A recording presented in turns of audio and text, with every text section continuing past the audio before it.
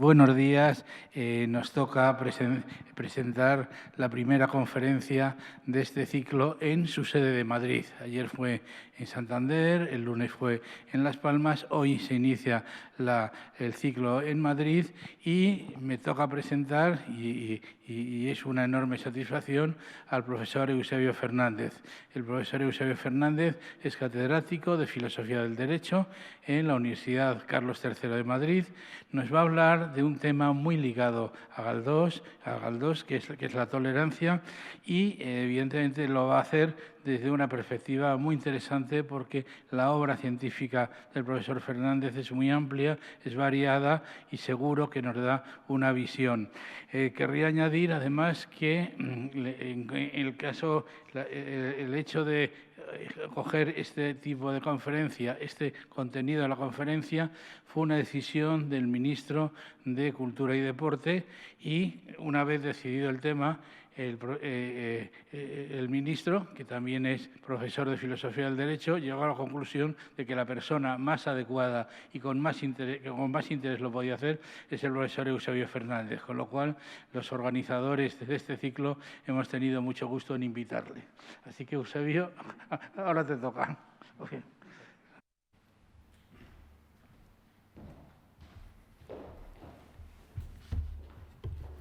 Bien, buenos días a todos. Muchas gracias al señor subsecretario y amigo desde hace muchos años, Javier García Fernández. Efectivamente, la idea de que yo estuviera aquí en unas jornadas sobre Galdós se originó en una llamada del ministro de Cultura, José Manuel Rodríguez Uribes, que es compañero de la Carlos III en Filosofía del Derecho, que me dijo que tenía interés que desde la perspectiva de la filosofía política y de la filosofía jurídica pues se hablara también de Galdós. Cuando se puso en contacto una persona a la que conocía por su obra y sus hazañas, pero que no conocía, la he conocido esta mañana físicamente, a Luis García Montero, pues yo le dije lo que le había dicho a José Manuel en su momento, que yo no era un especialista en Galdós, que no me dedicaba a la literatura, desgraciadamente, y que para mí era un riesgo. Y, bueno, pues ambos me contestaron que no había problema porque ya lo habían proyectado y pensado de esa manera. Con lo cual yo he salido ganando porque me ha obligado a conocer la figura, los escritos, pero conocer además con mucho interés, con mucho enamoramiento también, si se puede decir, de la figura. Y a lo mejor si no fuera por este acto, pues yo no le hubiera dedicado los meses que gracias a la pandemia he tenido más tiempo para leer a Galdós.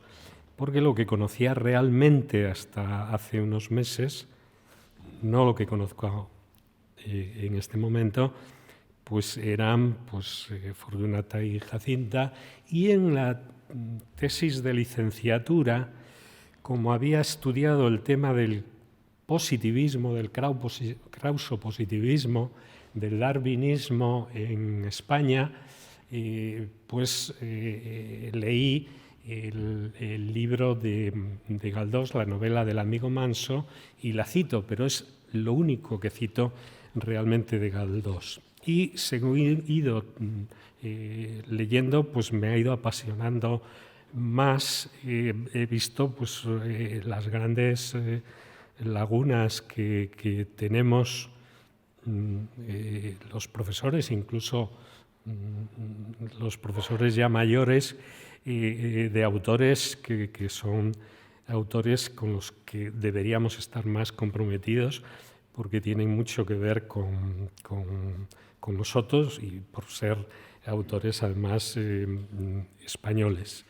Y lo único, ya digo, que recordaba de Galdós en el bachillerato, no creo Yo hice el último año del preuniversitario y había una asignatura en preuniversitario que era común a los de letras y ciencias, que era literatura española contemporánea, y yo tuve un buen libro, aunque el colegio era un colegio privado de los hermanos de La Salle en Santander, de donde soy originario. Tuve un buen libro de literatura que era de una persona que después leí, que conocí ya de profesor en la Autónoma, cuando vino, de Fernando Lázaro, y un profesor de instituto que se llamaba Correa Calderón, yo creo. Y el libro de literatura, apunto lo que venía de Galdós, decía: se define pronto como progresista y anticlerical, lo que no impide que Menéndez Pelayo y Pereda sean sus mejores amigos. Se declaró republicano en 1907, pero poco a poco su radicalismo fue templándose. Alfonso XIII y él se dispensaron mutua simpatía personal. Bueno, todo esto es matizable, sobre todo, pero nada es falso. Puede ser matizable alguna de las ideas, pero yo poco sabía, y yo creo que tampoco en preuniversitario me fijaba en este tipo de cosas que van a ser muy importantes, o que han sido muy importantes en la elaboración de este texto. El texto lo voy a leer, les pido disculpas porque la única forma de limitarme en el tiempo es con la lectura. También le pedí a Luis García Montero que me diera un poquitín más tiempo, no mucho del tiempo, pero así todo voy a intentar recortar para que no pase demasiado tiempo. El texto, al querer unir temas galdosianos con, digamos, perspectivas de la filosofía política contemporánea, pues el título que le propuse era La tolerancia como virtud democrática, Galdós desde una perspectiva actual. Y verán ustedes que he mezclado, espero que quede con claridad, he mezclado las dos cosas. Empiezo por tanto. El estudio de la vida y la obra de don Benito Pérez Galdós aporta muchas cuestiones notables, palpitantes y actuales al interesado en la filosofía política. Pues a la vez que nos encontramos con uno de los escritores más importantes de la España contemporánea y con un novelista de extraordinaria valía, hay quien lo considera, por ejemplo, María Zambrano o Salvador de Madariaga, y no solamente el mejor novelista español después de Cervantes. Su biografía es también la de un hombre de acción que intervino en la política práctica de la España de su tiempo, ya en el Partido Liberal de Sagasta. En las elecciones del 4 de abril de 1886 fue elegido diputado cunero por Guyama, Puerto Rico, que no conocía ni conoció nunca. Ya fuera en las filas del Partido Republicano, donde obtiene el acta en la circunscripción por Madrid en las elecciones de 1907, por no recordar su trascendente papel en la conjunción republicano-socialista 1909, de la que fue presidente, que logró un verdadero éxito electoral en las elecciones del 8 de mayo de 1910. Galdós obtiene en Madrid 42.277 votos de los electores y Pablo Iglesias 40.696. Es un dato curioso, y en esto es un tema que, con lo que he leído y sobre todo con las biografías que se han publicado en los últimos meses, es un dato curioso, digamos, para el estudioso en el futuro, y es un elemento sin duda de interés para el estudioso del papel del intelectual en la política, el dato de que los tres escritores a los que me voy a referir y que van a aparecer ejercieron como políticos en algún momento de su vida. Así, José María de Pereda, como candidato del Partido Carlista a diputado por el distrito de Cabuérniga en las primeras Cortes convocadas por Amadeo de Saboya. Benito Pérez Galdós, como he dicho antes, como diputado en 2 ocasiones por el Partido Liberal, por los republicanos en el 1907, por la Conjunción Republicano-Socialista en 1909 y todavía a los 71 años, en 1914, sale diputado por Canarias. Marcelino Menéndez y Pelayo es diputado del Partido Conservador y senador, diputado del Partido Conservador en 2 ocasiones, 1884 y siguiente, y senador también con el apoyo de los conservadores en representación de la Universidad de Oviedo y por la Real Academia de la Historia. De ninguno de ellos, de ninguno de los 3, por eso lo del compromiso político habría que dejarlo con ciertos matices. Es un tipo de compromiso político, en todo caso, distinto al convencional. De ninguno de ellos se puede decir que su trayectoria política, de ninguno de los 3, fuera importante en su biografía u obtuvieran logros dignos de hacerse notar, aunque en los 3 podemos obtener algún testimonio donde ellos mismos señalan los beneficios aportados por la posibilidad de haber conocido desde dentro el funcionamiento de los partidos políticos o de las instituciones parlamentarias del momento. O quizá no fuera un asunto de verdaderas convicciones políticas. Podía ser búsqueda de prestigio, apoyos institucionales o simple seguridad. No sé, es un tema que queda así. En todo caso, el compromiso político de cada uno de los 3, y esto conviene señalarlo, tiene claras diferencias. En el caso concreto de Galdós, cabe la posibilidad de reseñar la compatibilidad con una actitud de interés por los asuntos públicos, por el bienestar general y la reforma social inspirada en ideales de justicia, y por otro lado, la crítica a lo establecido con el distanciamiento, por otro lado, por la vida política convencional y la militancia política que no iban con el propio carácter de Galdós. Yo creo que eso se ve claramente. Las convicciones de Galdós yo las resumiría en que se trata de un liberal progresista que con el paso del tiempo, más moderado primero, después más progresista, y que con el paso del tiempo inclinado hacia ideales republicanos.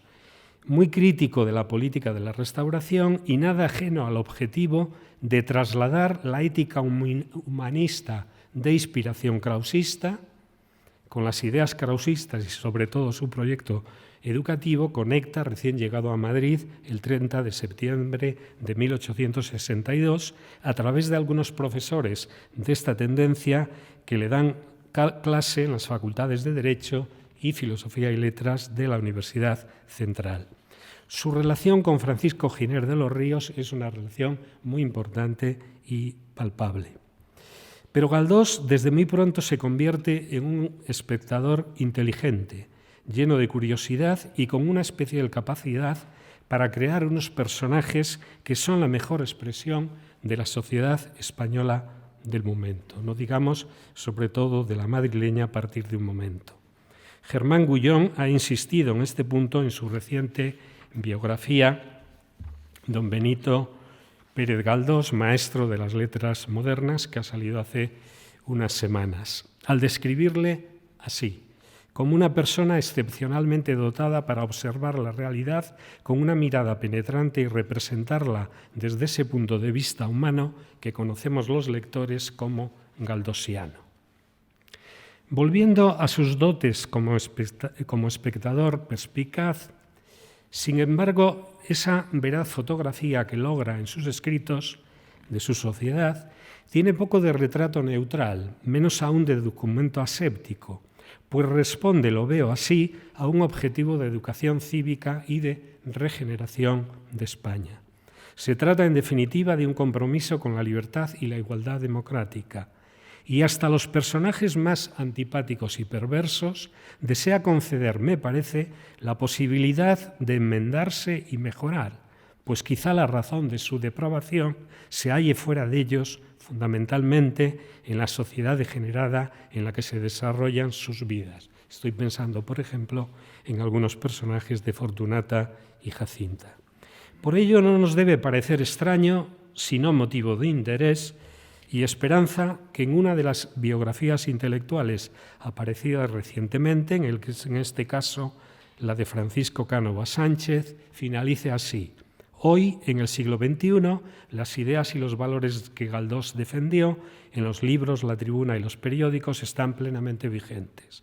La tolerancia, la democracia, la justicia, el laicismo, la emancipación de la mujer, la crítica de la corrupción y la exigencia de políticos honestos continúan siendo hoy prioridades para construir una sociedad más habitable y más digna.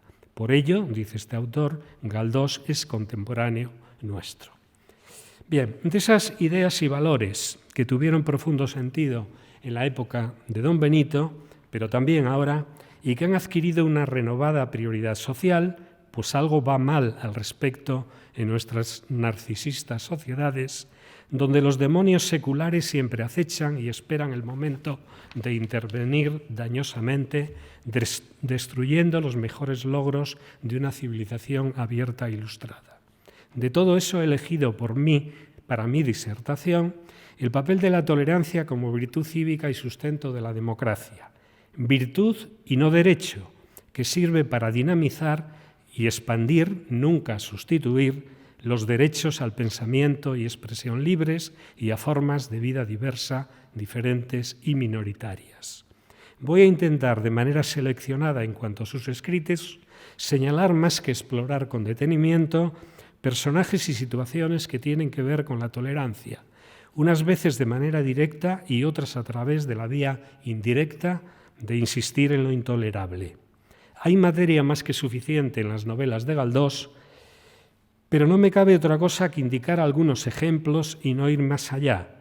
Daré prioridad casi exclusiva a Doña Perfecta, 1876, a Gloria, 1877, aunque habría que añadir La familia de León Roch, que es de 1878. Esta última novela, hago un breve resumen, porque después no me voy a referir a ella, sino a las dos primeras que he citado. Esta última novela desarrolla el asunto de la intolerancia religiosa en el seno de la vida cotidiana del matrimonio formado por María Egipciaca, hija de los marqueses de Tellería, y León Roch, y las consecuencias nefastas de ello. León, el personaje masculino, León Roch, es acusado por todos de ateo en varias páginas de la obra, incluida su propia mujer, una fanática religiosa que no pierde ocasión de echárselo en cara. Otras veces la incisiva condena va unida a los adjetivos de racionalista y utópico. María Egipciaca, no obstante, intenta que su marido la acompañe a las prácticas religiosas y no pierde la esperanza de convertirle al catolicismo. La convivencia es irrecuperable. León Roch decide la separación y su mujer, enferma de celos, y al final de la novela muere. También servirían para mi trabajo, pero no me voy a referir a ello, Fortunata y Jacinta, por supuesto, y la obra de teatro Electra, 1901, también por el contexto y lo que ocurrió con su aparición. Tomando como base el título de su discurso de ingreso en la Real Academia Española, el 7 de febrero de 1897, que lleva por título, y le recomiendo, La sociedad presente como materia novelable, se podría decir que si, como apunta don Benito al principio, imagen de la vida es la novela, las tramas de sus novelas, al menos las que aquí he elegido, son la imagen, en sus palabras, reproducción de caracteres humanos, pasiones, lo grande y lo pequeño, todo lo espiritual y lo físico que nos constituye y nos rodea la personalidad en general. Son esas imágenes, esa imagen de la que podemos derivar un tratamiento teórico y más precisamente filosófico de un valor moral tan importante en su proyección social y política presente como es la tolerancia. La materia que podemos obtener de Galdós para la reflexión actual es ancha y profunda, pues como señala Yolanda Arencibia En su reciente biografía, don Benito aunó dos perspectivas que se enriquecen recíprocamente, aunque son difíciles de ajustar, dice ella. Así tanto, cito, llegó a comprometerse en la política activa española cuando lo creyó conveniente, como siempre se sintió como un testigo, pero también como intelectual e ideólogo que cree en el poder pedagógico social de la literatura. Creo que esto está muy bien visto por la autora de una de las biografías que han salido en los últimos meses. Y aprovecho este momento para confesar que el motivo principal que me ha llevado a elegir el tema de la tolerancia en Galdós es que hay un dato entrañable y particular por el que don Benito se convirtió en un vivo y real ejemplo de coherencia entre la tolerancia proclamada y la vivida, y que es su amistad sincera con José María Pereda y Marcelino Menéndez Pelayo, claros adversarios teóricos y políticos. Conviene congratularnos de esta rica experiencia, reivindicando su necesidad y oportunidad frente a todos los interesados en convertir el disenso en enfrentamiento y enemistad cívica y política. Por ello he querido recordar aquí algo de esa envidiable amistad. En definitiva, mi propósito es analizar lo que aportan las novelas de Galdós al examinar críticamente y denunciar la intolerancia, sobre todo religiosa, pero también como consecuencia de ella, intolerancia moral, social, política y jurídica, y los daños que comporta para la convivencia cívica. Y como consecuencia, derivada de esta vía negativa, quiero expresar la importancia y la reivindicación de la tolerancia. Junto a este objetivo está el de ver su plasmación e influencia en la discusión actual sobre la tolerancia.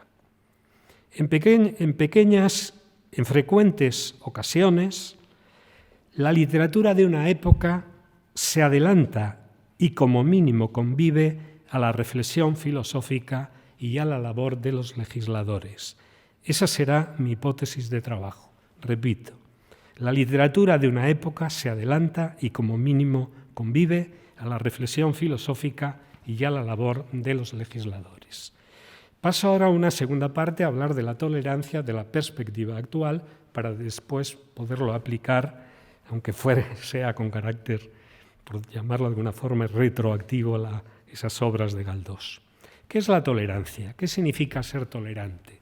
¿Debemos o tenemos la obligación de ser tolerantes con los intolerantes o permitir lo intolerable?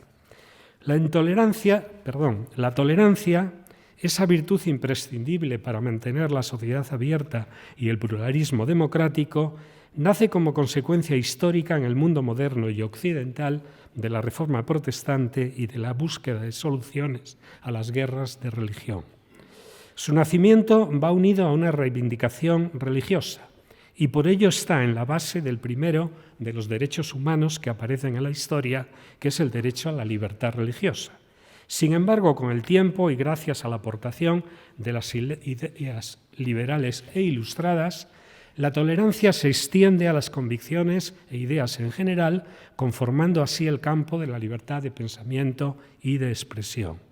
Esta trayectoria histórica está tratada, y sobre todo en los capítulos de los que fue autor el profesor Gregorio Peces Barba, en la historia que tuve el gusto desde el primer tomo de compartir la dirección, la historia de los derechos fundamentales, que él ya no lo llegó a ver, murió unos meses antes, que ha llegado hasta 22 tomos con el siglo XX. Voltaire, autor, como saben ustedes, de un conocido Tratado de la Tolerancia, 1763, se pregunta por la tolerancia en la entrada con ese título que aparece en su diccionario filosófico, 1764, un año más tarde. Y responde de esta forma. Se pregunta primero, ¿qué es la tolerancia? Responde, tolerancia es la consecuencia necesaria de constatar nuestra falibilidad humana. Errar es humano y algo que hacemos a cada paso. Perdonémonos por nuestras mutuas insensateces. Este es el primer principio del derecho natural. Y de cara a la tolerancia se encuentra su opuesto, la intolerancia. La intolerancia parte de un supuesto teórico radicalmente distinto. Frente a la incertidumbre y a la falibilidad humana, se halla la absoluta certeza en las convicciones religiosas, morales y políticas, que cuentan además, como los personajes galdosianos, que encarnan este tipo social, con un sustento divino, pues las cimenta la ley de Dios. El correlato práctico de ello es el rechazo de lo diferente. No puede haber perdón para el error. El ateo, el hereje, el protestante, encarnado o visto así en el personaje del ingeniero Pepe Rey de Doña Perfecta, se merecen el desprecio de la buena sociedad, la discriminación y, si es necesario, la total negación de su personalidad y la persecución. No solamente se encuentra en el error, sino que son un verdadero peligro para la sociedad que, en el caso de no ser neutralizados, correría el peligro de su extinción. Ojalá fueran puestos en perpetuo olvido los abominables estudios y hábitos intelectuales introducidos por el desenfreno filosófico y las erradas doctrinas.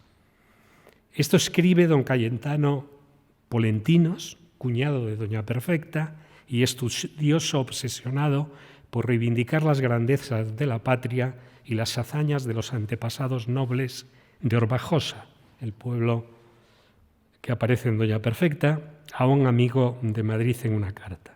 Doña Perfecta, la novela que Benito Pérez Galdós publicó en 1876, es un depósito de ejemplos de personajes intolerantes y de actos de intolerancia. Desde las primeras conversaciones entre Doña Perfecta, Pepe Rey y don Inocencio, el canónigo penitenciario de la Catedral de Orbajosa, hasta el fatal desenlace que se lleva por delante la vida del ingeniero progresista y la pérdida de la cabeza de su prometida Rosario. Por no hablar de la explícita barbarie de los intérpretes secundarios o subalternos y de los miembros de la infantería que aparecen en esta novela. Es también, y no es un asunto ajeno a lo expresado anteriormente, la crónica del contraste entre las formas de vida y de pensamiento de la sociedad rural sumergida en la tradición y asfixiada por ella, y por otro lado, el mundo urbano, donde se puede encontrar el progreso y la esperanza de un mundo mejor en lo espiritual y en lo material. Este contraste yo creo que ha sido analizado, al menos por todas las cosas que yo he leído, pero además yo creo que hay un contraste a añadir, y que no es únicamente el enfrentamiento entre el mundo rural y el urbano, sino también el choque entre dos mentalidades, la laica y la clerical, entre dos ideologías, la progresista y la tradicional. Las dos vías siguen su rumbo, su posibilidad de diálogo o mínima convergencia, sin posibilidad de diálogo o mínima convergencia. Describen el cuadro reiterado y recurrente de las dos Españas. En las conversaciones de los personajes de Doña Perfecta se repiten las críticas a la modernidad.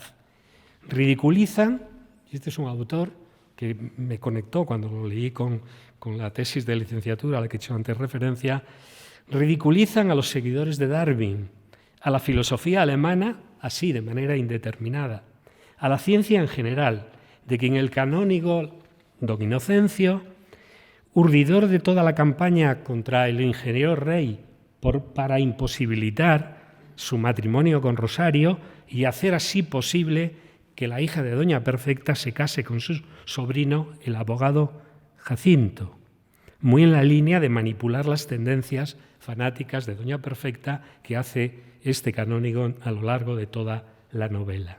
Este canónigo proclamará: la ciencia, tal como la estudian y la propagan los modernos, es la muerte del sentimiento y de las dulces ilusiones. Con la ciencia destrúyese lo maravilloso en las artes, así como la fe en el alma. Se presenta por sus verdaderos acusadores a Pepe Rey, el ingeniero, de manera despectiva como el hombre del siglo, portador de una prodigiosa inteligencia, se dice, pero por ello más peligroso, como sus secuaces del Ateneo, mezclados en su perversidad, se dice, con protestantes, herejes y ateos. La de ateos la acusación más grave e incitadora de este profundo rechazo. Digo, escuchamos a Doña Perfecta, que una cosa es tener ideas religiosas y otra manifestarlas. Me guardaré muy bien de vituperarte, porque creas que no nos creó Dios a su imagen y semejanza, sino que descendemos de los micos, ni porque niegues la existencia del alma, asegurando que esta es una droga como los papelillos de magnesia o ruibarbo, que se venden en la botica. Y en otro momento le achacará, Dios en quien tú no crees, ve lo que tú no ves, ni puede, incluso el intento. También más tarde le llamará ateo infame. El repudio a estas ideas modernas incluye la censura a lo que representa Madrid y los afanes intervencionistas del gobierno central, liberal en ese momento, censurados hasta el punto de defender el enfrentamiento físico e incluso la sublevación por Doña Perfecta y sus amigos. En el caso, esta será la justificación, se dice, de lastimar impunemente los sentimientos religiosos de la inmensa mayoría de una nación. Si no, considere usted lo que pasó en la primera Revolución Francesa. Les petará Jacinto, el pretendiente por parte del señor canónigo y representante de los jóvenes neocatólicos de la época, a nuestro hombre del siglo, que es el personaje del ingeniero. A Madrid se referirá Doña Perfecta como aquel centro de corrupción, de escándalo, de irreligiosidad y descreimiento, unos cuantos hombres malignos comprados por el oro extranjero se emplean en destruir en nuestra España la semilla de la fe. Aparecen aquí tópicos carlistas y absolutistas de la época, a la vez que se denigra a los defensores de las ideas liberales y progresistas, apodándolos como los de la cáscara amarga. Y antes de narrarnos Galdós el momento en que Doña Perfecta ordena a Cristóbal Caballuco que mate a Pepe Rey, el ingeniero progresista, interviene con una interesante descripción suya del propio autor, de Galdós.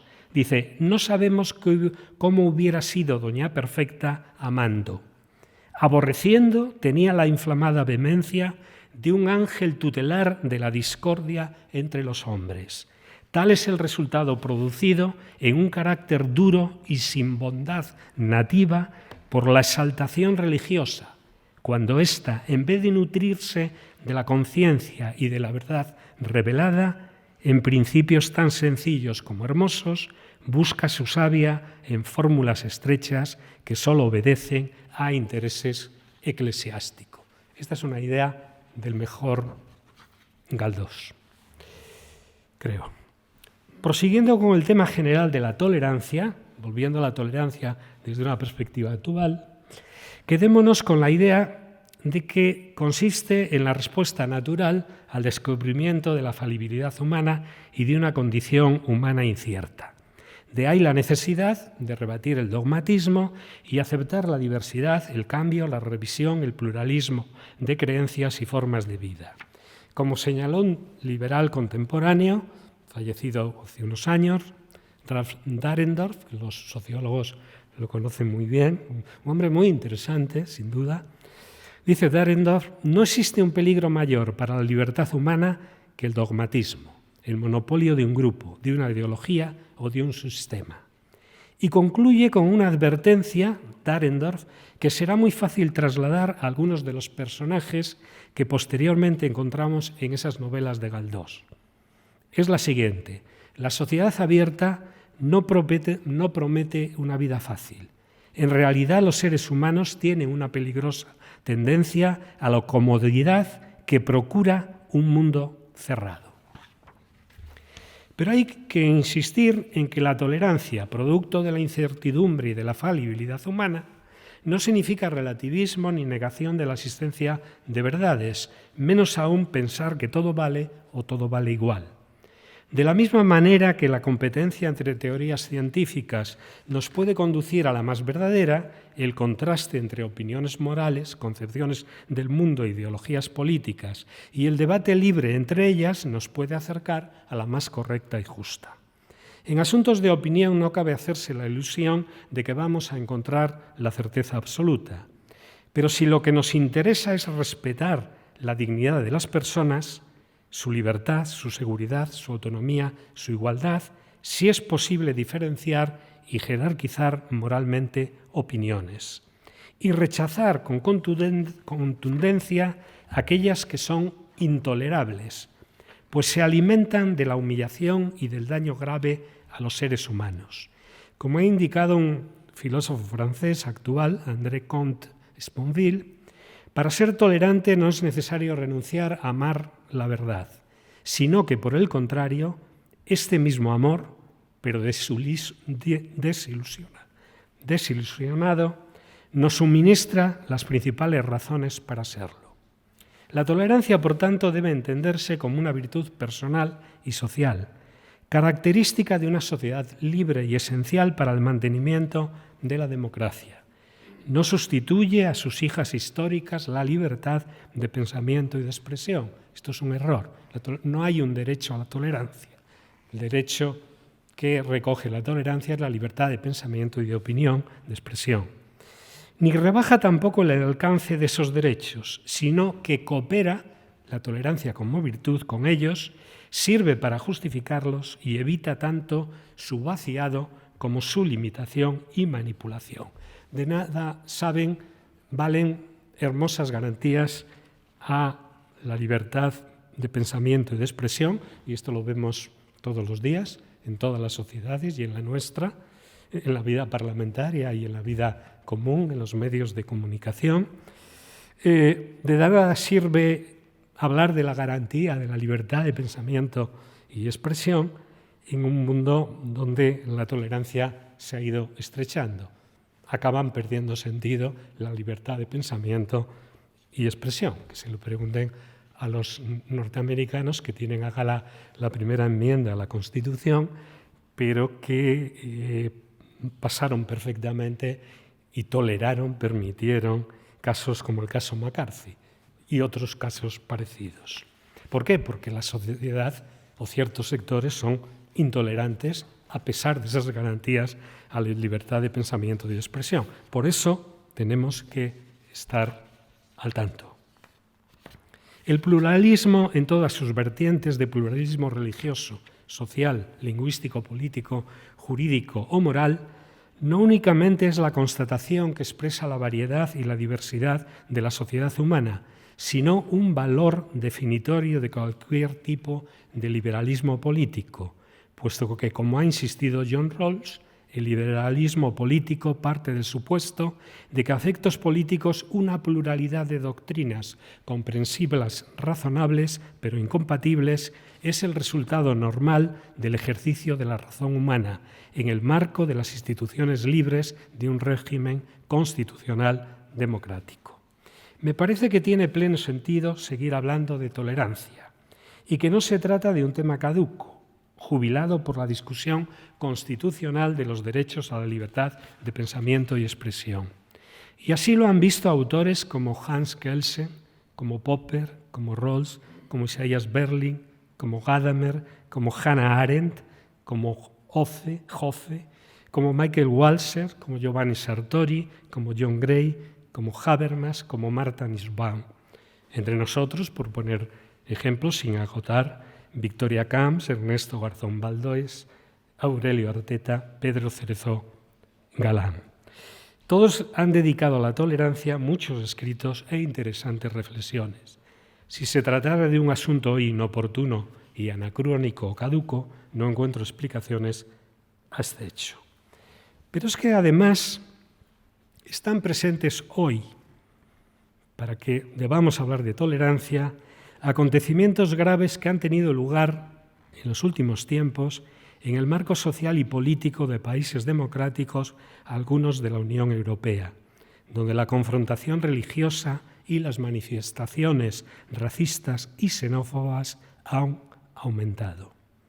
O la falta de respeto parlamentario y la crispación política, o los sucesos de impedir, como se hizo el año pasado, en 4 o 5 universidades, de impedir el desarrollo de un curso o conferencia universitaria porque las cuestiones que se van a tratar se consideran un ultraje para las convicciones y reivindicaciones de ciertos grupos que se presentan como progresistas. Comentario mío.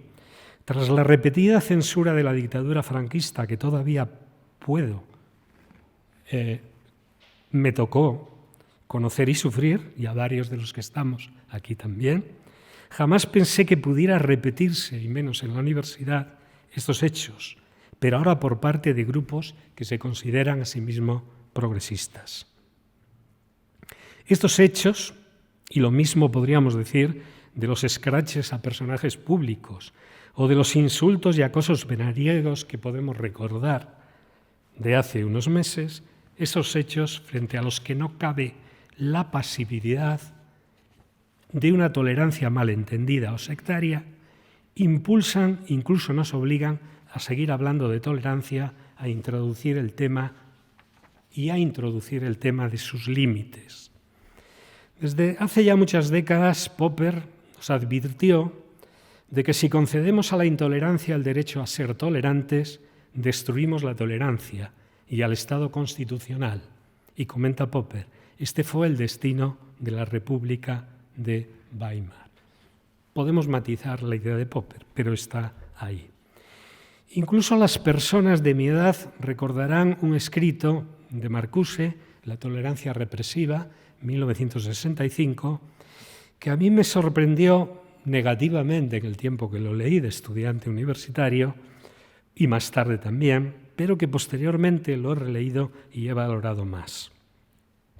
La tolerancia pasiva e indiferente, la permisiva y la cómplice de fechorías plantean importantes cuestiones y retos y peligros, pero aquí no puedo más que señalar su existencia. Quizá con carácter general se podría aceptar que está justificado establecer límites a la tolerancia y por tanto se imponen sobre las razones morales, políticas y jurídicas que niegan esos límites. ¿Cuándo? Cuando al amparo de la tolerancia y de la defensa del pluralismo se lesionan gravemente la dignidad de las personas y los derechos inherentes a ellas.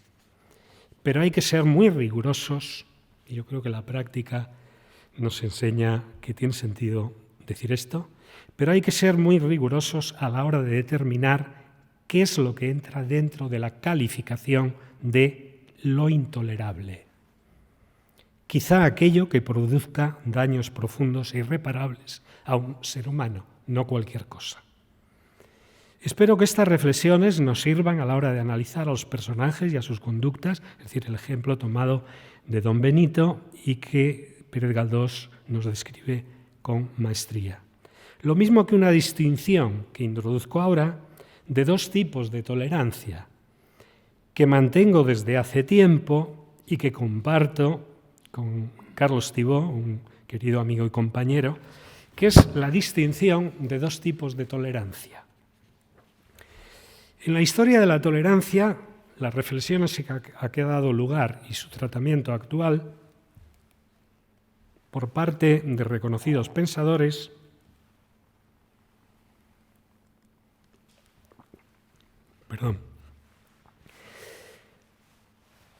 nos lleva a la necesidad de distinguir, y para mi tema va a ser importante, entre 2 tipos de tolerancia: la tolerancia negativa y la tolerancia positiva. De manera rápida podríamos decir que la tolerancia negativa gira en torno al verbo soportar, mientras la tolerancia positiva lo hace en relación con el verbo comprender. La tolerancia negativa parte de un rechazo hacia algo que se acaba soportando, porque así posibilitamos la convivencia entre posturas diferentes o enfrentadas, o reconocemos los derechos de los otros a mantener y sustentar opiniones diferentes en igual de condiciones que nosotros. Acaba resultando, la tolerancia negativa, un asunto de cortesía, en el buen sentido de la palabra lo digo, de ejercicio de derechos, de buena educación, incluso de manifestación de hipocresía, que sin duda puede hacer la vida más agradable. En cambio, la tolerancia positiva nos involucra más, es más costosa que la tolerancia negativa, pero puede acabar enriqueciéndonos espiritualmente.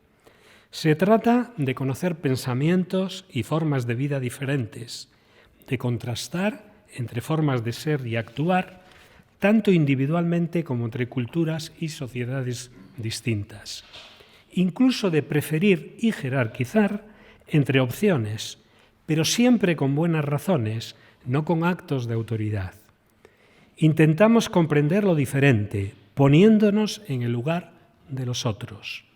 Creo que los logros de los actos de tolerancia positiva suelen beneficiarnos y hacernos más cosmopolitas y humanos. Y un dato final de esta distinción entre tolerancia negativa y positiva. Los actos de un tipo de tolerancia no excluyen los de otro tipo. Un mismo sujeto puede llevar a cabo conductas de tolerancia negativa junto a otras de tolerancia positiva. Pues bien, en los personajes de estas novelas de Galdós que he seleccionado, junto a los que encarnan claramente la intolerancia, los más abundantes, encontramos tanto ejemplos de tolerancia negativa como positiva. En los ejemplos voy a intentar resumir por razones de tiempo, simplemente apuntaré. El término tolerancia y la idea de tolerancia negativa aparecen, creo que el de tolerancia positiva no, en Doña Perfecta, en 3 momentos. El de la tolerancia negativa, la de soportar. En el capítulo 3, cuando se presenta al personaje, al ingeniero Pepe Rey, se habla de los, no utilizando el término tolerancia negativa, sino el término tolerancia secas, se habla de los beneficios frente a la espontaneidad e imprudencia del personaje de Pepe Rey, que era muy impulsivo y que le critican por tanto. Rey comenta: no conocía la dulce tolerancia del condescendiente siglo que ha inventado singulares velos de lenguaje y de hechos para cubrir lo que a los vulgares ojos pudiera ser desagradable. Esto es tolerancia negativa, sin decir que es tolerancia negativa, refiriéndose a la tolerancia negativa. La segunda es cuando, después del suceso en que se critica la visita a la catedral de Pepe Rey, que critica determinados los santos y algunas cosas de la catedral, don Inocencio, el venerable canónigo penitenciario, comentará de forma sarcástica: señora Doña Perfecta, es preciso tener tolerancia con los artistas, yo he conocido muchos, etcétera, etcétera. La tercera vez se refiere a la contestación de Pepe Rey a las críticas recibidas por Doña Perfecta y don Inocencio, donde aparece también la idea de que han actuado en esas críticas con generosidad y tolerancia, sin duda, añadiría, negativa. La intolerancia y sus efectos dañinos es el asunto central de la siguiente novela, la novela Gloria, 1877. Intolerancia religiosa y presunciones xenófobas, fanatismo antijudío y discusiones sobre el papel de la conciencia moral y la irracionalidad del sectarismo giran en torno a las trágicas relaciones amorosas entre 2 jóvenes, una católica, Gloria la Antigua, y otro judío, Daniel Morto. Estas relaciones causan la deshonra de la familia, de la primera, de la propia Gloria y de su familia, y el rechazo popular hacia Daniel Morto. Es curioso, cada uno, Gloria y Daniel, Gloria católica, Daniel judío, cada uno quiere llevar a su enamorado, enamorada, a su religión. Intento imposible, si se da por supuesto como hace el obispo, después cardenal, tío de Gloria, que dirá, la más valiosa hermosura es la de la fe católica. O su tío don Juan, que dirá, el catolicismo español es la única fe verdadera sin mezcla de otra creencia alguna ni de sectas bastardas. Y porque también tocamos con el dogmatismo del personaje que podemos poner como personaje tolerante, que es Daniel. También Daniel es dogmático. También el personaje judío tiene su dogmatismo. Cuando entra en escena en la segunda parte de la obra don Buenaventura de la Antigua, tío de Gloria, hermano de su padre, intentando buscar una conciliación o una salida, es un hombre conciliador, la novela gana en complejidad e interés. El capítulo 11, que lleva por título 18 siglos de antipatía, tiene un interés excepcional para el tratamiento de la tolerancia, su alcance y límites y la necesidad de que sea recíproca, la tolerancia. El diálogo entre don Buenaventura y Daniel no tiene pérdida. La actitud del tío de Gloria y una actitud abierta, conciliadora, con destellos claros de tolerancia positiva, con algún destello de tolerancia positiva. La de Daniel, por otro lado, a pesar de ser un perseguido de la intolerancia religiosa, es mucho más cerrada. Hasta el punto de que en un momento de la discusión don Buenaventura exclama: «Ah, veo que usted es más intolerante en su religión falsa que yo en la mía verdadera. Yo concedo algo, usted nada». En Gloria hay muchos momentos, no los voy a pasar, de donde encontramos son de tolerancia negativa. El argumento soy incapaz de resumírsele porque soy muy malo contando chistes y contando películas y, por tanto, resumiendo, aunque quisiera, porque es un argumento, si lo han leído, un tanto complicados. Hay un momento en que yo creo que los dos personajes, Daniel y Gloria, en el intento de comprender, pero también de convertir al contrario, podemos hablar de cierto intento de tolerancia positiva. Pero es una tolerancia positiva donde no entra en juego la verdad, sino el amor, que también es muy buena razón para la tolerancia positiva. Simplemente lo dejo ahí. Y ya la última parte, que he titulado Una amistad tolerante, y que es lo siguiente. La tolerancia positiva hace su asomo en la amistad sincera y duradera entre José María Pereda, Marcelino Menéndez Pelayo y Benito Pérez Galdós. Su relación epistolar y los discursos y contestaciones con motivo de la recepción como académicos de la Real Academia Española están repletos de buenas pruebas de ello. Y desgraciadamente no había en su época muchos ejemplos similares, ni tampoco en la nuestra, de un afecto y consideración entre mentes de convicciones tan diferentes, además de adversarios políticos.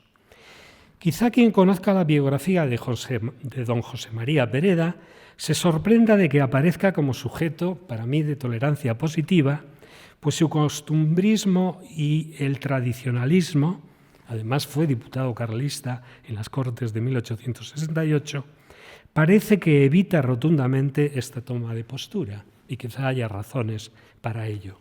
Y algo similar ocurre con don Marcelino, el diputado conservador por Mallorca, 2 veces, el senador por la Universidad de Oviedo, pero sobre todo el autor de la historia de los heterodoxos españoles, el del brindis del retiro con motivo del centenario de Calderón de la Barca, el de la ciencia española, donde orgullosamente proclama: «Soy católico apostólico romano sin mutilación y subterfugios, sin hacer concesión alguna a la impiedad ni a la heterodoxia». el inspirador en la Segunda República del Grupo Acción Española, fundamental para dar base intelectual a los vencedores de la Guerra Civil. El ideólogo omnipresente de la política educativa y cultural de las primeras décadas de la dictadura franquista difícilmente puede encajar en un carácter o talante de tolerancia positiva. Y yo también he pensado a veces que me excedo en su valoración tolerante, quizá debido a una irreprimible simpatía por mis dos compatriotas y paisanos. El señalar a Menéndez Pelayo como un ejemplo de tolerancia positiva, siempre en el marco que aquí estoy manejando, está más motivado en una actitud suya que en una postura intelectual. Lo mismo valdría también para Pereda. En el caso de Menéndez Pelayo, en ningún momento de su vida, creo no equivocarme, tendió algún lazo con el liberalismo. Su postura es de claro rechazo hacia esta ideología. En 1891, en una interesantísima carta a Leopoldo Alas, Clarín, con quien se carteaba, fechada el 26 de octubre, escribe don Marcelino: «Yo he sido siempre muy poco liberal, en el sentido de que la libertad nunca he podido entenderla como fin, sino como condición y medio de realizar el ideal de vida humana y acercarnos en lo posible al ideal de la vida divina. Por eso los liberales vulgares, especialmente los economistas, dice Menéndez Pelayo, y pone entre comillas, o individualistas tontos que tanto abundan en España, me revientan y me parecen egoístas e inmorales». En este final tenía su razón Menéndez Pelayo. Pero lo que sí es constatable, y hay suficientes testimonios al respecto, es que con el paso del tiempo la vehemencia intolerante de su primera etapa, de don Marcelino, se transformó en una actitud de mayor tolerancia y aceptación. Él mismo dirá de sí mismo, de más templanza y sosiego, dirá, ya digo, de sí mismo, hacia sus adversarios ideológicos. Y en ese cambio tuvo bastante peso, esto es interesante, la decepción y la incomprensión que tuvo que sufrir proveniente de las filas del integrismo, Menéndez Pelayo, y de los neocatólicos que le acusaron de ser demasiado liberal y de traición. Probablemente, y como ha apuntado Pedro Cerezo Galán en un libro publicado recientemente bajo el atractivo título de Las muchas almas de Marcelino Menéndez Pelayo, el respeto mostrado por don Marcelino hacia la libertad de conciencia es mucho mayor de lo que generalmente se ha supuesto. Sin embargo, creo que no voy descaminado en mi apreciación general, haciendo esa distinción entre talante y convicciones, formas de actuar y convicciones. No voy descaminado en mi hipótesis de trabajo, que es más matizable que objeto de negación. Recordemos que anteriormente he descrito la tolerancia positiva como el intento de comprender la postura de otro, lo que únicamente se puede llevar a cabo si lo tomamos al otro en consideración, es decir, su persona, lo que piensa y cómo vive. Si no nos resulta indiferente, si nos interesamos por él o ella, si dialogamos con él o ella. La amistad entre las personas puede nacer de diferentes manantiales. Es un hecho íntimo, intransferible y fundamental para el desarrollo emocional de los seres humanos. Como decía Pascal, las razones del corazón siguen una lógica que la razón no comprende. La amistad nos lleva a ponernos en el lugar de quienes son el objeto de ella, para lo bueno, alegría compartida, y para lo malo, compasión. Me parece que personas de convicciones, teorías, ideologías y conductas radicalmente distintas y enfrentadas entre sí, únicamente puede darse una amistad sincera y duradera, aquella que enriquece nuestra vida y nos hace menos infelices, desde Aristóteles lo sabemos, si media la tolerancia positiva. En cambio, la tolerancia negativa no sirve para hacer amigos. Poniéndonos en el lugar de la otra persona, supuesto que exige, al menos como intento serio, la tolerancia positiva, llevamos a cabo un acto de sincera amistad y respeto. Galdós estaba más abierto a la pluralidad y diversidad intelectual y encarnaba mejor la importancia de la curiosidad por la conducta humana y la duda para la comprensión del mundo y la sociedad que Pereda y Menéndez Pelayo. Lo que no significa que a Pereda y a Menéndez Pelayo le falten algunas o parte de estas cualidades. Quizá lo que explica la amistad entre ellos es haber antepuesto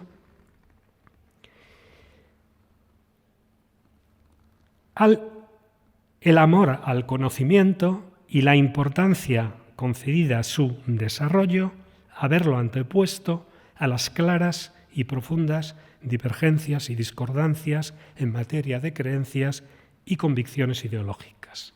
Como apunta Germán Gullón en la biografía que ha publicado hace unas semanas, un trato humano que llevará al conocimiento de ideas distintas a las propias, al debate, sin vencedores ni vencidos, sino de personas, amigos, que conocen la realidad desde entendimientos diametralmente opuestos. La ayuda proporcionada por los textos siguientes me servirá para justificar mi propuesta. Y también aquí me veo obligado a resumir, ya les estoy cansando. Al poco tiempo de llegar Galdós a Santander, capital de la montaña, en el verano de 1871, conoce personalmente a Pereda, que es 10 años mayor que él, y se hacen amigos para toda la vida, hasta el fallecimiento de Pereda en 1906. Ambos compartían gustos literarios y se habían leído con interés y delectación. Don José María Pereda escribe unos años después sobre esta amistad. Lo encontramos en una carta que recopiló Bravo Villasante y también Soledad Ortega. Dice ahí Pereda, hablando resultó que no sabía, cuando se conocieron, hablando resultó que nos sabíamos mutuamente de memoria. Y desde aquel punto quedó arraigada entre nosotros una amistad más que íntima fraternal, que por mi parte considero indestructible, cuando lejos de entibiarse con las enormes diferencias políticas y religiosas que nos dividen, más la enciende y estrechan a medida que pasan los años. Yo me explico este fenómeno por la admiración idolátrica que siento por el novelista y por la índole envidiable de su carácter dulcísimo. Pero, ¿cómo se explica en él la fidelidad que me guarda y el cariño con que me corresponde? Fuera de la política y de ciertas materias religiosas, en todas las cosas del mundo, chicas y grandes, estamos los dos perfectamente de acuerdo. ¿Será este el vínculo que más nos une y estrecha? A mayor abundamiento se puede recordar que cuando Galdós publica la novela Gloria, es muy interesante todo esto, tan repudiada por conservadores, Pereda polemiza con él y en una carta que escribe el 9 de febrero de 1877, llevaban 6 años de amistad, para otros 5 años de amistad, le dice: Gloria le ha metido de patitas en el charco de la novela volteriana. Desgracia es para las letras patrias esa caída. En el discurso de contestación en la recepción de Pereda en la Real Academia Española del 21 de febrero de 1897, confirmará Galdós lo siguiente. Cuando presentaba yo en mis novelas de los años 75 y 76 casos de conciencia que no eran de su agrado o desdecían de sus ideas, me reñía con sincero enojo. Y a mí, dice Galdós, me agradaba que me riñera. Y en dicho discurso confiesa lo siguiente: nuestras sabrosas conversaciones terminaban a menudo con disputas, cuya viveza no traspasó jamás los límites de la cordialidad. No pocas veces, llevado yo de mi natural conciliador, cedía en mis opiniones. Pereda no cedía nunca. E insiste en ese discurso, y este texto me parece muy bonito, y es una definición también de tolerancia positiva. Pereda no duda, yo sí. Él es un espíritu sereno, yo un espíritu turbado, inquieto. Él sabe a dónde va, parte de una base fija. Los que dudamos mientras él afirma, buscamos la verdad y corremos hacia donde creemos verla hermosa y fugitiva. Él permanece quieto y confiado, viéndonos pasar, y se recrea en su tesoro de ideas, mientras nosotros, siempre descontentos de las que poseemos y ambicionándolas mejorar, corremos tras otras y otras que una vez alcanzadas tampoco nos satisfacen. Recuerden, conecten esto con lo que he dicho de la tolerancia positiva y de la tolerancia y de la búsqueda de la verdad. En general, nuestros tres personajes, en sus discursos en la academia y en las contestaciones, reiteran que la amistad había prevalecido sobre los desacuerdos religiosos y políticos entre ellos. Aunque todo hay que decirlo, la amonestación de Pereda y el calificativo de volteriano referido a la publicación, tema y descripción de los personajes más significativos de la novela Gloria, que nos encontramos en esa carta del 9 de febrero del 77, no gustaron a don Benito, que se siente injustamente tratado por su buen amigo, le contesta inmediatamente, a vuelta de correo, y le recuerda que Gloria no es una obra antirreligiosa. Y hace este comentario. Precisamente lo que quería combatir es la indiferencia religiosa, peste principal de España, donde nadie cree en nada, empezando por los neocatólicos. A este incidente entre amigos se pueden añadir, ya con otros tonos y irreverencia, numerosos momentos en la biografía de Galdós donde tuvo que sufrir actos de intolerancia, de animadversión y de injusta persecución por parte de los sectores más conservadores, integristas y tradicionalistas de la sociedad española, de la Iglesia Católica y de sus periódicos, que tenían mucha influencia social. Baste recordar, además del rechazo que suscitaron las publicaciones de las obras aquí señaladas, la actitud beligerante y condenatoria de su exitosa obra teatral Electra, que contó con gran apoyo popular. Con motivo de la inauguración de su casa, San Quintín, en Santander, el 9 de marzo del 93, algún curioso invitado a conocerla se fijó que en su despacho se encontraba una mascarilla de Voltaire y el libro de Émile Laveillage, Le Socialisme Contemporain. A resultas de ello y de manera impudorosa, el diario católico santanderino La Atalaya, próximo al obispado de esa ciudad, acusó a Galdós de masón y añadía que sus obras no se debían leer porque eran impías, escépticas y contrarias a la religión. Su militancia con el republicanismo y su participación en la conjunción republicano-socialista sirvieron de motivos que avivaron aún más las llamas en su contra. De otra manera no se puede entender todo lo ocurrido realmente asombroso y vergonzoso en relación con su presentación a la candidatura de Premio Nobel en 1912, donde Galdós es acusado de todo y donde esos sectores conservadores presentan la candidatura de Méndez Pelayo. En los años 60, cuando en Canarias se quiere hacer la casa museo actual de Galdós, el obispo de Canarias en ese momento, un vasco, Antonio Pildain y Zapiain, se opuso a que se dedicara una casa museo en Las Palmas, finales de los años 60 del anterior siglo, y para hacer más fuerza envió un oficio a Franco argumentando, dice, aún muerto el autor, perduran sus obras literarias, que por su sectarismo, heterodoxia e inmoralidad están, como gráficamente se ha dicho, en pugna con el catolicismo y continúan haciendo incalculable daño en las almas. De este señor obispo, Antonio Bildain y Ciapiain, tiene un escrito que dio a conocer en una página que todos los que leíamos la revista Triunfo, recuerden, Luis Carandel tenía una página donde sacaba y comentaba textos curiosos, ponía también las hojas del calendario de los santos, las cosas. Luis Carandel es un personaje interesante y simpaticísimo.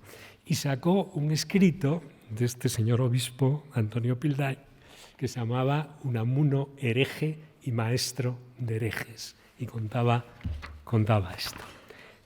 Bien, la historia de don Marcelino ya la voy a resumir porque ya veo nervioso al director y organizador de este acto. La historia con don Marcelino es igual de entrañable y es interesante. Menéndez Pelayo presenta a su amigo Galdós a la Real Academia, donde Menéndez Pelayo tenía bastante fuerza por el sector conservador. Le presenta en 2 ocasiones. La primera es una ocasión frustrada, el 7 de febrero de 1897. La segunda ya cuenta con los apoyos del sector conservador y sobre todo de los que habían apoyado en esta primera frustrada, y en junio del siguiente año, por unanimidad, se elige en la Academia. Tuvo mucho que ver, tanto en lo primero como en el segundo, Cánovas del Castillo, que era un portento político y también para actividades culturales, y que se metía en todo este tipo de cosas. ¿Qué dice en el discurso Menéndez Pelayo respecto de Galdós? Dice: yo mismo en los hervores de mi juventud los ataqué con violenta saña, la obra de Galdós, sin que por eso mi íntima amistad con el señor Galdós sufriera la menor quiebra. Más de una vez ha sido recordada con intención poco benévola para el uno ni para el otro aquella página mía, con decir que no está en un libro de estética, sino en un libro de historia religiosa. Se refiere a la historia de los heterodoxos españoles. Creo haber dado bastante satisfacción el argumento. Aquello no es mi juicio literario sobre Gloria, sino la reprobación de su tendencia. ¿Qué es lo que dice la historia de los heterodoxos? Menéndez Pelayo. El texto es interesante, lo resumo. Dice Menéndez Pelayo al final de los heterodoxos: hoy en la novela el heterodoxo por excelencia, el enemigo implacable y frío del catolicismo, no es ya un miliciano nacional, sino un narrador de altas dotes, aunque las oscurezca el empeño de dar fin trascendental a sus obras. En Pérez Galdós vale mucho más, sin duda, el novelista descriptivo de los episodios nacionales, el cantor del heroísmo de Zaragoza y de Gerona, que el infeliz teólogo de Gloria, o de la familia de León Roch. En el mismo discurso, Menéndez Pelayo hace un elogio de toda la obra y le pone además a una enorme altura. Dice: artífice valiente de un monumento que quizá después de la comedia humana de Balzac no tenga rival. Vuelve la única obra que dice en el 97 que no le gusta, que es inferior, es La familia de León Roch. Pero fíjense ustedes qué curioso. De Doña Perfecta dice que es un cuadro de género y galería de tipos castizos y que es de lo más selecto de su repertorio. Pero no se reprime y dice: y lo sería de todo punto si no asomasen en ella las preocupaciones anticlericales del autor, aunque no con el dejo amargo que hemos sentido en otras producciones suyas. En el mismo texto de Fortunata y Jacinta dice que es una de las mejores novelas del siglo, uno de los grandes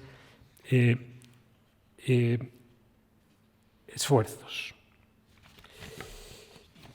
Bien, voy a leer ya la conclusión final y ya termino. Cabe resumir lo anterior, sobre todo los textos que he leído, podía leer quizá algún texto relevante, lo he pasado por razones de tiempo. Cabe resumir lo anterior en la idea de que en la obra de Galdós, y más específicamente en los escritos aquí citados, encontramos la materia básica de lo que actualmente se entiende por tolerancia, virtud constitutiva e imprescindible de las sociedades abiertas y democráticas. Al compromiso de Galdós por defender la necesidad de la crítica social y de las reformas tendentes a instaurar una sociedad con libertades, preocupada por el bien común y la justicia social, esto es lo que define el liberalismo progresista galdosiano, su republicanismo, a partir de un momento, y sus ocasionales juicios positivos sobre un tipo de socialismo que en su época encarnaba el Partido Socialista de Pablo Iglesias, a quien respeta con sinceridad. A ello hay que añadir las enseñanzas que se pueden derivar de la lectura de su producción literaria y de su mismo talante vital, donde se integran tanto la tolerancia en sentido negativo como en sentido positivo. Sus personajes, sus intervenciones públicas y su actitud vital más íntima nos impiden desconectar su obra literaria, sus compromisos sociales y políticos y su biografía de ciudadano moderado, responsable y decente, nunca embriagado por ningún tipo de fanatismo. Si en el ejemplo de Benito Pérez Galdós el traje de tolerante le va a la medida, existen muchas dudas en los casos de Pereda y Menéndez Pelayo. Sus convicciones morales y su ideología política, inspiradas y amparadas en la fe religiosas, en sus creencias católicas y en su aceptación de los mandatos de la jerarquía eclesiástica, actúan claramente del lado de la intransigencia, aunque creo sinceramente que no son personajes extremistas. Por ello me parece que el dato de la sincera y duradera amistad entre ellos y Galdós es un hecho importante, ejemplar y rico en matices, que nos permite pensar en una actitud tendente hacia la tolerancia positiva. Quizá la razón se encuentre en que los tres supieron diferenciar entre las convicciones religiosas, la moral social y la ideología política por un lado, y la curiosidad intelectual, la literatura y el amor al conocimiento por otro. El primer grupo de elementos los separa y hace imposible la concordia. El segundo los une, hace viable entender el valor de la comprensión humana y fecunda y enriquece la amistad. Y al imponerse el segundo sobre el primero, quedan muy matizados los elementos discordantes. Y en definitiva, fueron los intolerantes de su época, los avatares de su frustrada candidatura al Premio Nobel de Literatura en 1912, añaden mucha información al respecto, fueron, los intolerantes de su época, los que ni aceptaron ni entendieron nada de esta amistad, al tiempo que llegaron con frecuencia a criticar esos ejemplos de amistad que no supusieron para ellos mismos, para los tres personajes, el sacrificio de las convicciones personales más profundas de cada uno. Y en ese asunto todavía los contemporáneos, nosotros, tenemos bastante que aprender y asumir. Muchas gracias y perdonen que, como siempre, y me pasa con esto de la edad, me paso siempre del tiempo.